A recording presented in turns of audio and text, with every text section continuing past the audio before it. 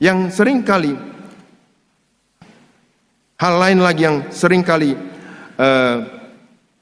membuat orang Kristen berhenti atau merasa, wah, ketika mendengar kalimat-kalimat rancanganku bukan rancanganmu, jalanku bukan jalanmu. Itu kata-kata dari kitab Nabi Yesaya. Semua kita tahu. Yesaya pasal 55, coba kita baca. Yesaya pasal 55 ayat yang ke-8 dan 9. Yesaya 55 ayat 8 dan 9. Tolong ditampilkan. Yesaya 55 ayat 8. Sebab rancanganku bukanlah rancanganmu, dan jalanmu bukanlah jalanku. Demikianlah firman Tuhan. 9. Seperti tingginya langit dari bumi, demikianlah tingginya jalanku daripada jalanmu, dan rancanganku dari rancanganmu. Dengan kalimat seperti ini, sebagian orang Kristen mengartikan, ya lebih baik nggak usah kita buat rencana, ambil saja rencana Tuhan. Seolah-olah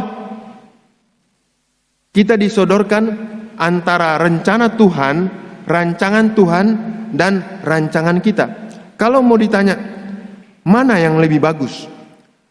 Rancanganku atau rancangan Tuhan? Rencana manusia atau rencana Tuhan?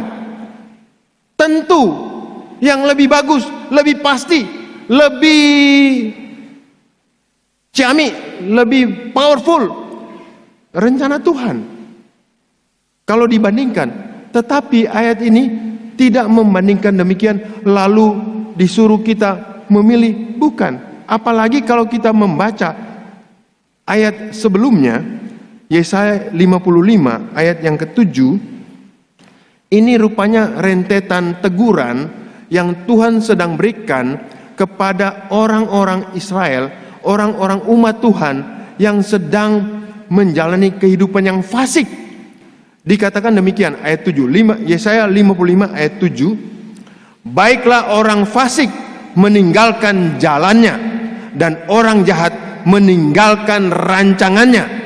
Baiklah ia kembali kepada Tuhan, maka dia akan mengasihaninya, dan kepada Allah kita, sebab ia memberi pengampunan dengan limpahnya.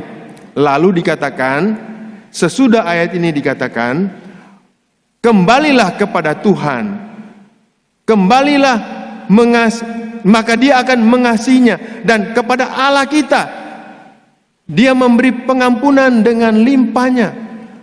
Meninggalkan jalannya yang jahat, meninggalkan rancangannya yang jahat. Sebab Tuhan bilang, rancanganku bukan rencanamu, jalanku bukan jalanmu. Jalan yang aku berikan, jalan yang Tuhan pimpin kita untuk berjalan di dalam jalannya, itu beda dengan rancangan dan jalan-jalan orang fasik. Bahkan seperti tinggi langit daripada bumi. Seperti itu. Itu fakta. Memang rancangan manusia dan rancangan Tuhan itu bedanya seperti langit dan bumi. Tetapi teguran ini terutama kepada orang-orang yang fasik. Rancangan orang-orang yang merancang hal-hal kefasikan untuk mereka jalani. Tuhan bilang, kembalilah kepadaku, kembalilah kepada jalan Tuhan, kembalilah kepada tangan Tuhan. Jadi tinggalkan rancangan fasik, tinggalkan rencana jahat, tinggalkan jalanmu yang fasik, tinggalkan rencanamu yang menuruti orang fasik. Jadi ayat ini bukan menegur sehingga kita tidak berencana. Kita akan lihat lebih lanjut bahwa ternyata bukan seperti itu maksudnya. Karena yang Tuhan suruh kembali adalah rancangan-rancangan fasik, jalan-jalan fasik yang sedang diambil dan dipilih oleh orang Israel. Maka saya menulis bahwa kita bukan orang fasik. Yang setuju katakan amin. Meskipun kita belum sempurna, masih banyak kekurangan kita, tapi kita tidak mau dikatakan orang fasik. Kita mau disebut orang benar, amin.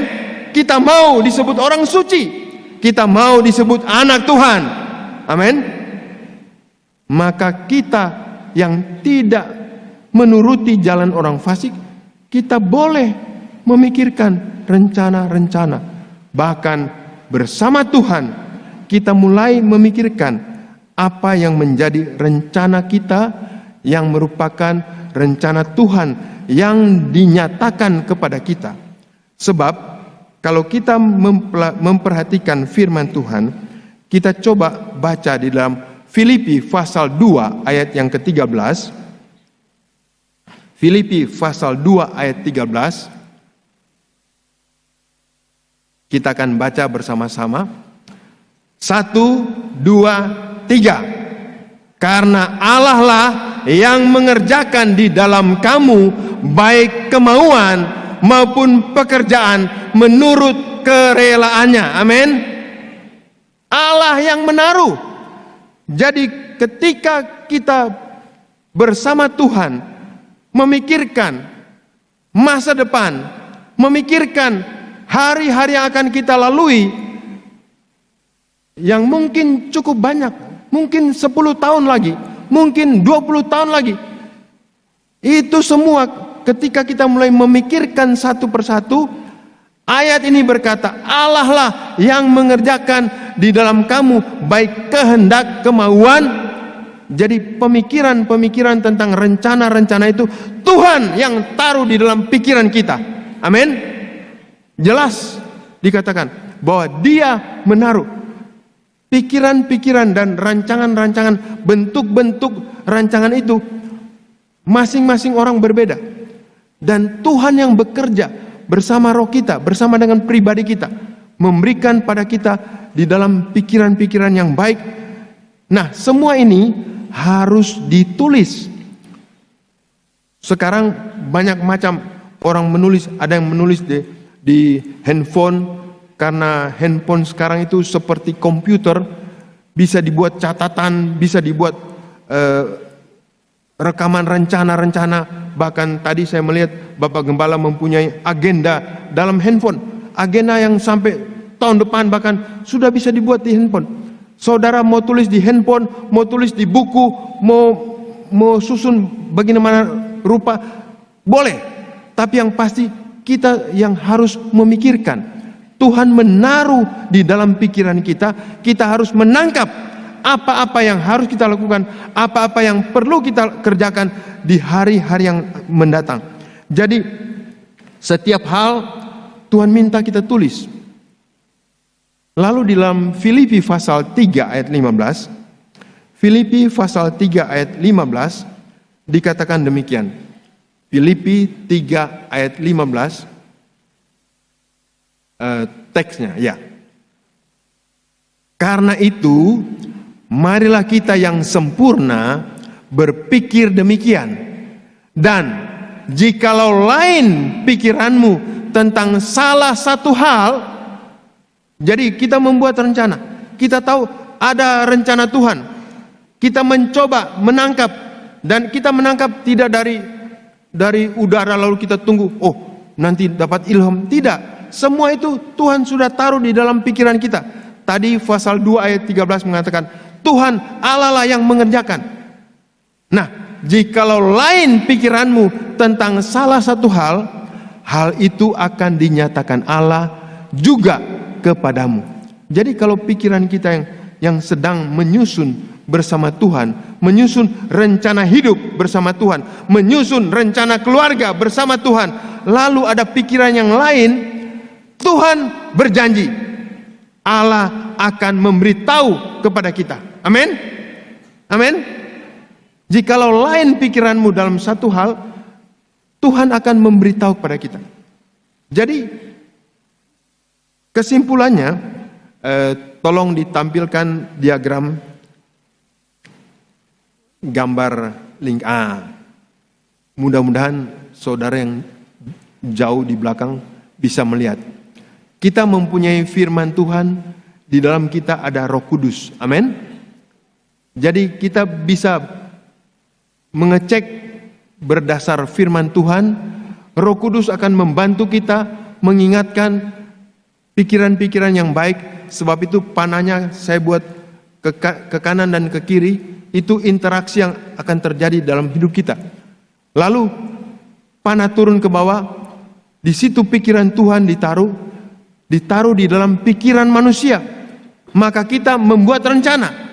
Sesudah kita membuat rencana berdasarkan pikiran yang Tuhan taruh, yang kita pertimbangkan berdasar pertimbangan Roh Kudus, berdasar firman Tuhan yang kita mengerti dan kita pelajari, kita membuat rencana. Lalu Lukas 12 ayat 57 mengatakan kita harus mengambil keputusan. Amin. Sesudah membuat rencana, lalu kita mengambil keputusan. Sesudah kita mengambil keputusan, rencana-rencana itu kita jalani. Kita melangkah. Dalam kita melangkah, mungkin sekali tidak semua benar yang kita tangkap tadi. Sebab itu ada lingkaran dengan tanda benar atau salah. Kalau salah, kita kembali bertanya pada Tuhan. Amin. Kalau salah, misalnya ada yang keliru, Tuhan akan tunjukkan pada kita. Ini keliru. Oh baik Tuhan, saya ralat, saya belok kiri. Tuhan bilang jangan terus, harus putar. Boleh. Tapi semua harus kita yang susun, harus kita yang kerjakan. Sebab itu terutama untuk diri kita masing-masing. Amin. Rencana hidup, rencana pribadi, kita harus temukan dengan cara menangkap apa yang Tuhan taruh di pikiran-pikiran kita. Pikiran kita ini bukan main. Pikiran-pikiran ini begitu banyak hal. Bahkan Tuhan berbicara melalui pikiran-pikiran kita. Kita semua harus menyucikan pikiran kita. Jangan diisi dengan tontonan-tontonan yang porno, dengan logika-logika yang jahat, dengan pemikiran-pemikiran iri hati, pemikiran-pemikiran kesombongan. Tapi kita jaga pikiran ini supaya bisa kita persembahkan kepada Tuhan sebagai pikiran yang baik, yang murni, yang suci. Kita taruh kepada Tuhan, dan di sana Tuhan akan berikan pemikiran-pemikiran yang baik. Semua itu harus kita pikirkan, semua itu harus kita rencanakan. Karena apa? Filipi pasal 4. Jadi saudara perhatikan surat Filipi ini. Dari tadi pasal 2 ayat 13, lalu pasal 3 ayat 15, kita sampai pada Filipi pasal 4 ayat yang ke-18. Ayat yang ke-8. Filipi 4 ayat yang ke-8. Luar biasa ayat ini. Mari kita baca sama-sama. 1, 2, 3. Jadi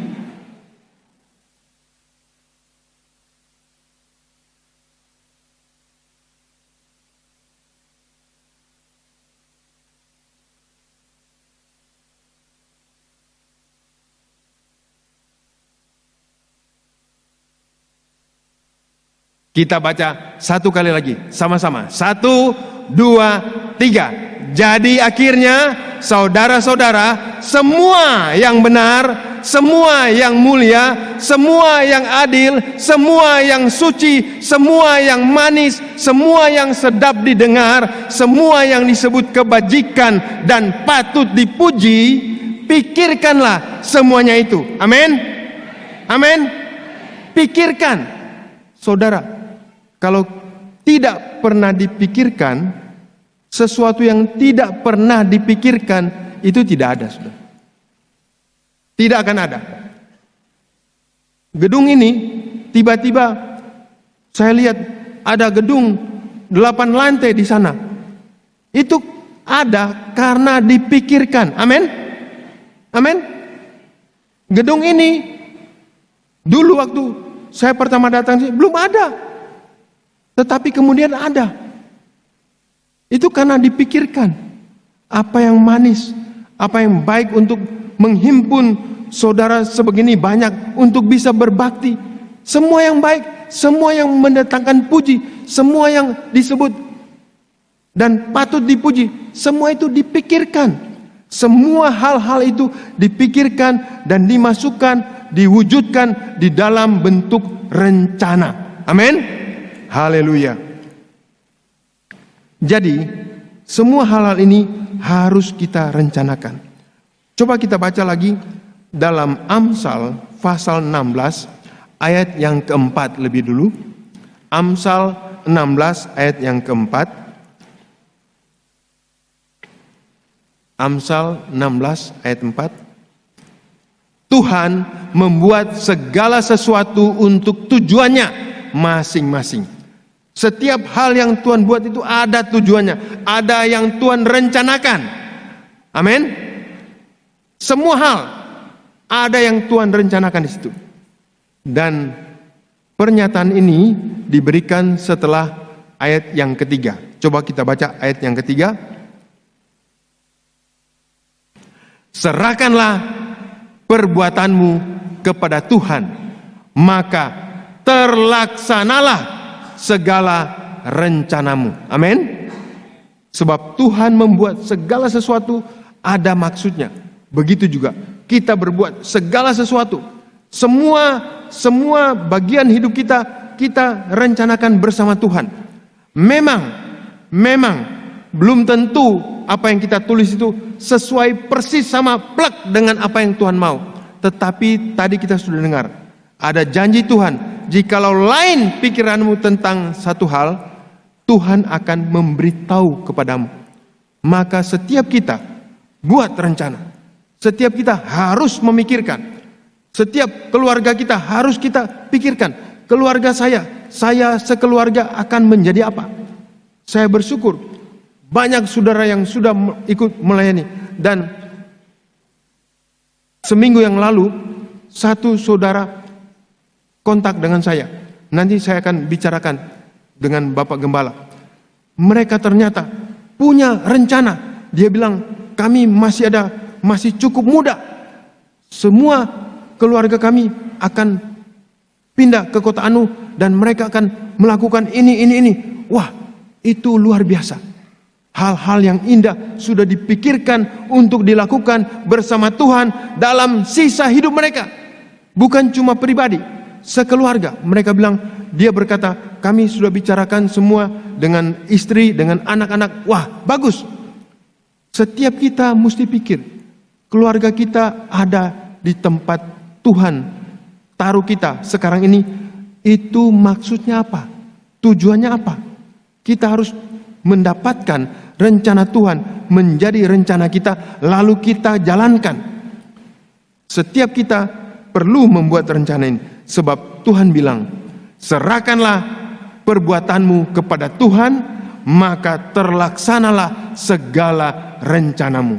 Kalau yang disebut rencana tidak pernah kita tulis, tidak pernah ada, maka apa yang akan terlaksana? Tidak ada. Dan perkara-perkara yang indah, perkara-perkara yang suci, perkara-perkara yang manis, yang sedap didengar untuk kemajuan pekerjaan Tuhan, tidak ada. Semua yang tidak kita pikirkan tidak akan ada. Tapi kalau kita mulai memikirkan untuk baiknya, untuk kemajuan, untuk menjadi berkat ini dan itu, kita rumuskan satu-satu. Kita wujudkan, lalu kita serahkan pada Tuhan. Semua itu dijanjikan oleh firman Tuhan. Maka terlaksanalah segala rencanamu. Amin. Amin.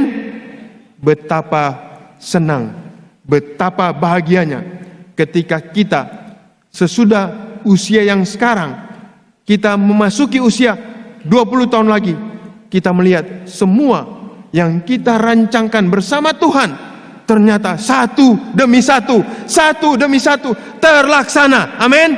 Dan itu memuliakan Tuhan. Apalagi sesuatu yang manis, sesuatu yang indah, sesuatu yang berfaedah untuk pekerjaan Tuhan, untuk kemuliaan Tuhan. Sesudah kita susun, kita buat, kita melangkah, dan waktu kita melewatinya 20 tahun, kita memikirkan 20 tahun yang lalu saya membuat rencana ini bersama Tuhan, dan itu terlaksana, bukan main.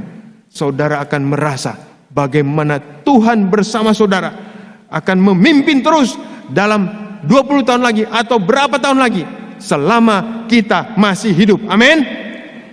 Luar biasa.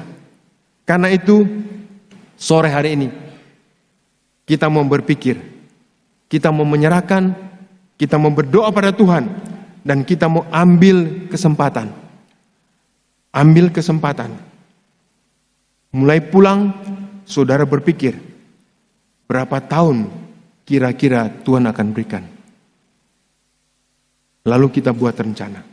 Apalagi kalau kita tahu, ya mungkin tidak tahu kapan kita meninggal.